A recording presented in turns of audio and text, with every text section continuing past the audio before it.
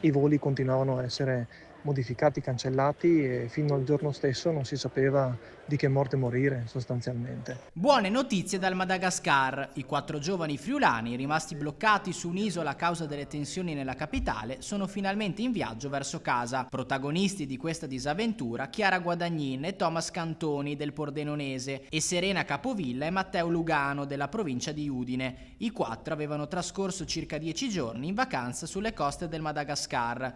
Il rientro era stato rallentato dalla cancellazione dei voli verso Antananarivo a causa delle proteste in città e del coprifuoco notturno imposto dalle autorità. Noi abbiamo dovuto aspettare un giorno l'annullamento, lo spostamento del volo interno per tornare in capitale, dove effettivamente c'era tutto il casino.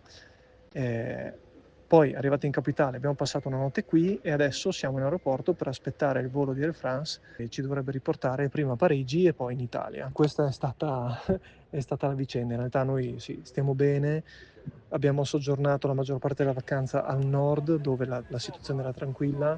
L'unico momento magari un po' più delicato era quando siamo arrivati qui in capitale dopo dopo il volo interno, che però comunque siamo riusciti a spostare il soggiorno dal centro a praticamente attaccati all'aeroporto, dove la situazione è un pochettino più tranquilla. In queste ore sono in volo verso Parigi, dove faranno uno scalo prima di proseguire per Venezia, completando così il viaggio di ritorno a casa.